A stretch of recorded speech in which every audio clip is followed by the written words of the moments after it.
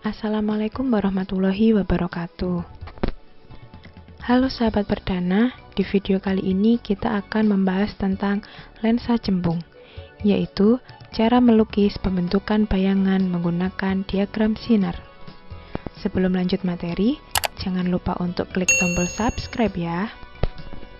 Yang pertama kita gambarkan adalah ketika benda berada di antara lensa dan titik fokus pasif atau f2. Nah, gambarkan garis lurus yang bernama sumbu utama. Kemudian, gambarkan pula lensa cembungnya, yaitu lensa yang bagian tengahnya lebih tebal daripada bagian pinggirnya, dengan titik O merupakan titik pusat dari lensa cembung.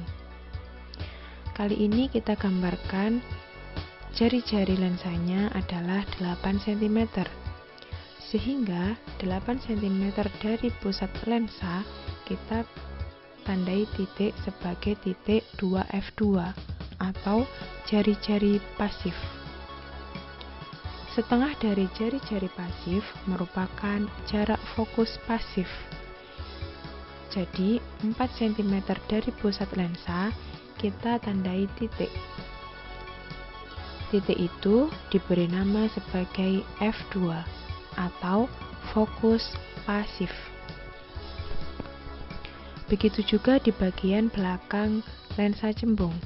Kita juga menggunakan jari-jarinya adalah 8 cm.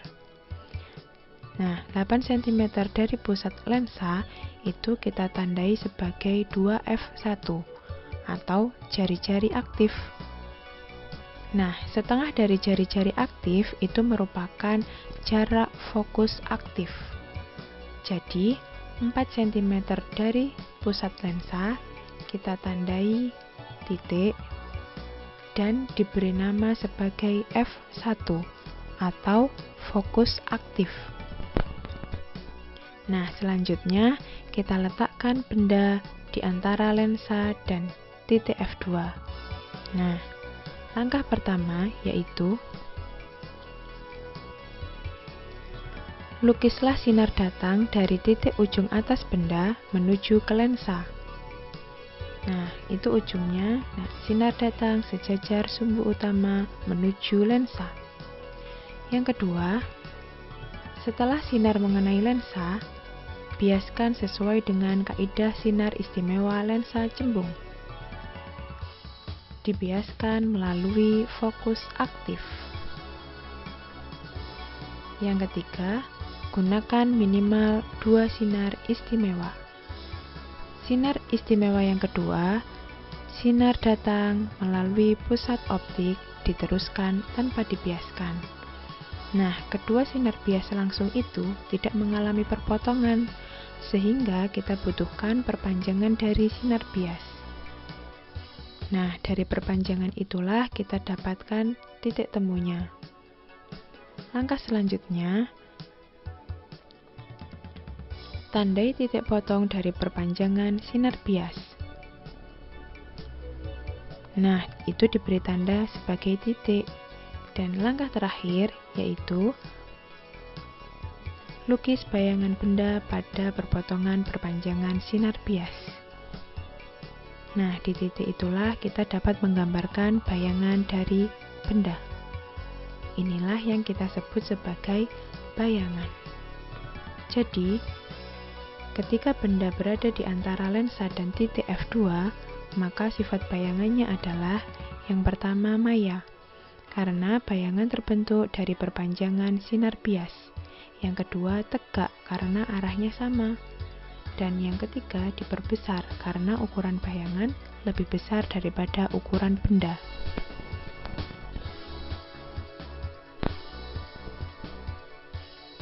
Nah, yang kedua kita gambarkan ketika benda berada di antara titik F2 dan titik 2F2.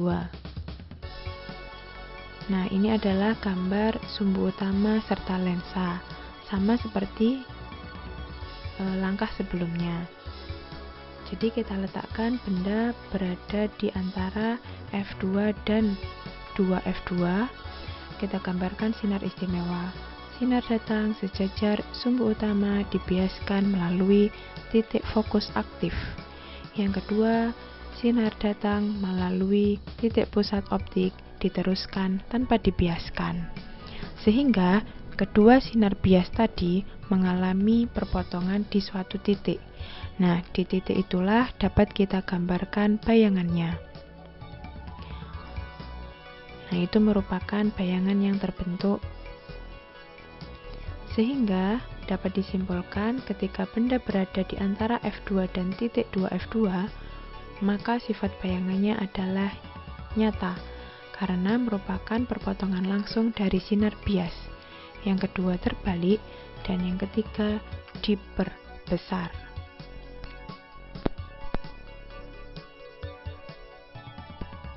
Nah, yang ketiga kita gambarkan benda ketika berada di lebih dari titik 2 F2 atau lebih dari jari-jari pasif. Nah, ini adalah gambar sumbu utama dan lensanya. Kita letakkan benda di lebih dari titik 2 F2. Sinar istimewa pertama, sinar datang sejajar sumbu utama dibiaskan melalui fokus aktif. Yang kedua, sinar datang melalui pusat optik diteruskan tanpa dibiaskan. Nah, ketemulah sinar perpotongan dari sinar biasnya. Kita tandai dan gambarkan bayangannya. Nah, itu merupakan bayangan yang terbentuk. Jadi, ketika benda berada di lebih dari titik 2 F2, maka sifat bayangannya adalah yang pertama nyata, karena merupakan perpotongan langsung dari sinar bias, kemudian terbalik dan diperkecil.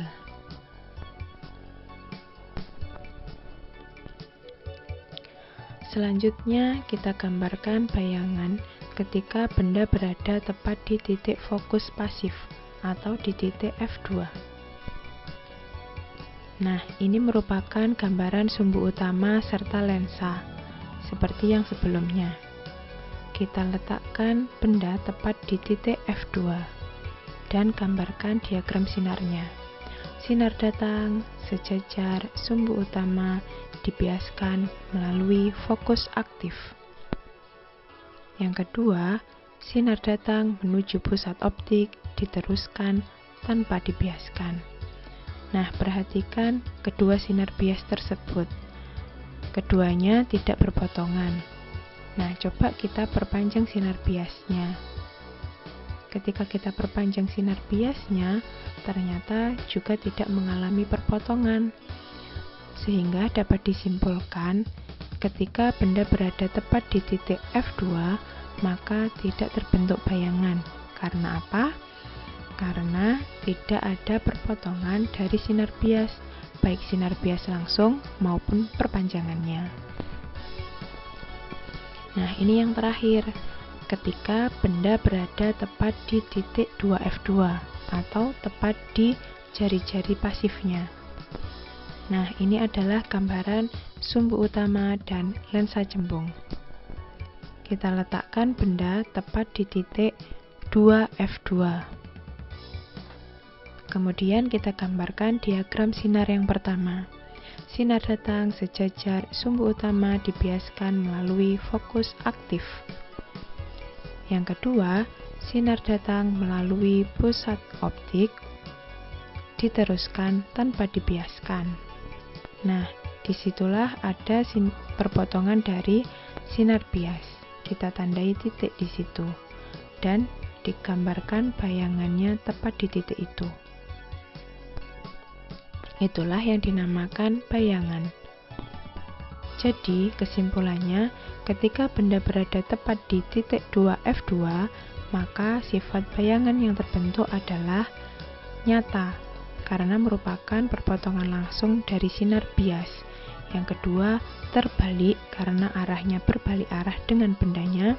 Dan yang ketiga, sama besar karena ukurannya sama. Nah, terima kasih sudah menonton video kami. Semoga membantu sahabat berdana saat belajar.